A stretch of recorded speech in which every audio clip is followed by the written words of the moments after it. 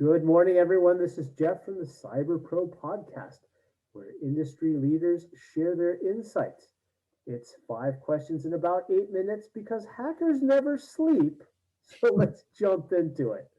Question number one. Michael, good morning. In a few words, can you please tell us who you are and what you do? Yes, sir. I am the Chief Technical Officer or Technology Officer for Set Solutions. I'm also a board member with a cybersecurity startup called ThreatGen down here in Houston, and founder and president of HusecCon, which is the Houston Cybersecurity Conference. So for my day job here at Set Solutions, I'm responsible for all the things in the technical pre-sales realm. We're like a cybersecurity integrator and reseller. Do a lot of technical strategy work, produce a lot of our digital marketing. So I do podcasting as well. So I can appreciate doing this. And then in general, in cybersecurity, I just try to be one of those people who bring people together and get them connected to help them in their personal and their professional life. Fantastic. It's nice to be on the other side of the desk sometimes, isn't it? It is. Question number two. What would you say is the best thing about being the CTO of the company you work for?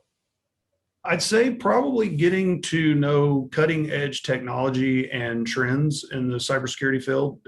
I've got a lot of friends that I've built up over the years of doing this since, roughly 1994 that have had a lot of influence in the industry. Guys like Dr. Anton Chavakin and people like that who I interviewed not too long ago, and learning stuff and discussing with them is a lot of fun. And then being able to take that to my customers and present that to them as well is also a lot of fun. And they get a lot out of it and help and grow their environment. So, and then doing podcasts like this and getting to meet people this way are a lot of fun too.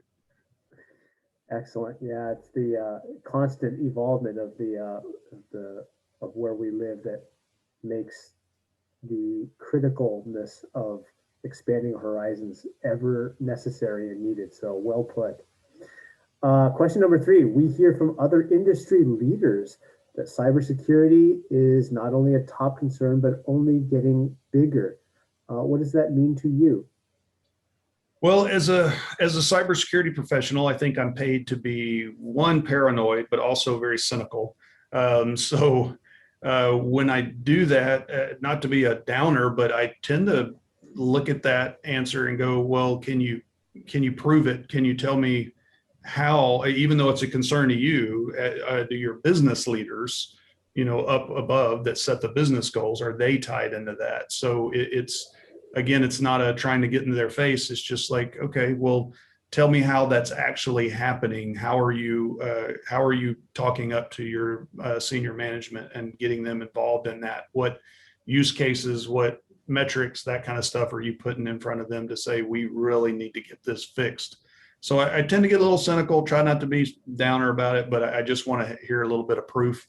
I'm not from Missouri, but I just, kind of show me how how that's actually happening. So. Yeah. Sometimes we take things for granted and it gets us into a little bit of trouble. So I completely understand where you're coming from. And that's a good segue into question number four about what insights about why it's critical to forming true deep partnerships with your solution providers. Would you like to share with our community? So it may sound a little self-serving because my company does do reselling and services of cybersecurity products and services. So at the risk though of sounding self-serving, I would say that the biggest thing I want people to know is that the people part of the relationship you have with your providers is extremely important. Be that a reseller or a solution provider like me, or be that a vendor. We do a lot of work. Obviously, the people that we're working with do a lot of work as well that are in the trenches every day, but we do a lot of work to try to give you a lot of information and to build services that are going to help you out. And maintaining that relationship is extremely important, because once we've done all that work and we help develop a solution for you and help maybe deliver that, or start to work on delivering it. And a lot of modern companies then take that and run it over to their, what they would call vendor management office or their purchasing office.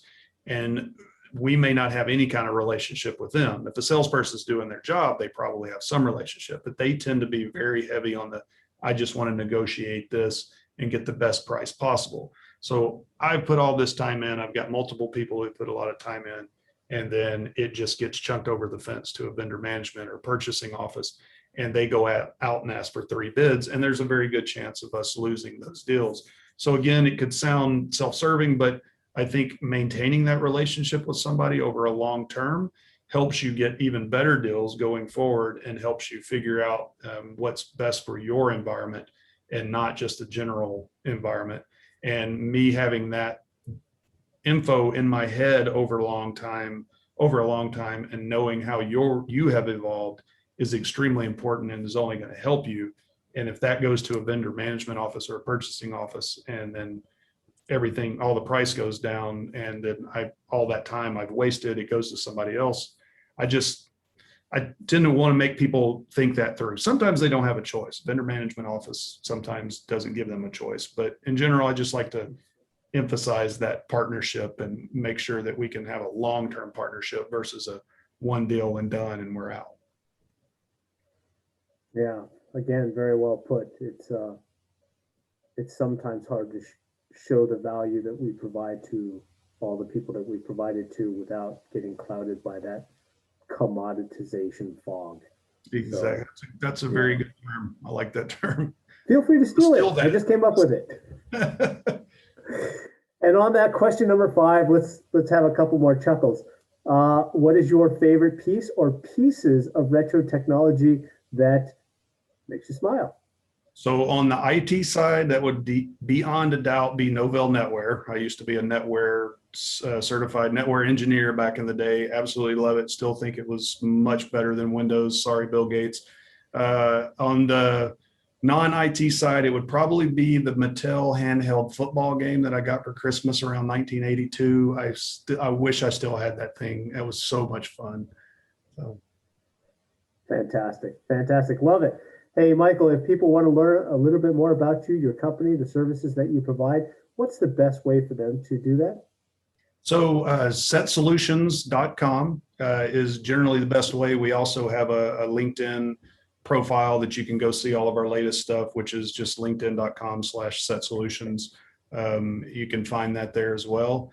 And for my conference, if you want to find me there as well, you can go to HoustonSecCon.com.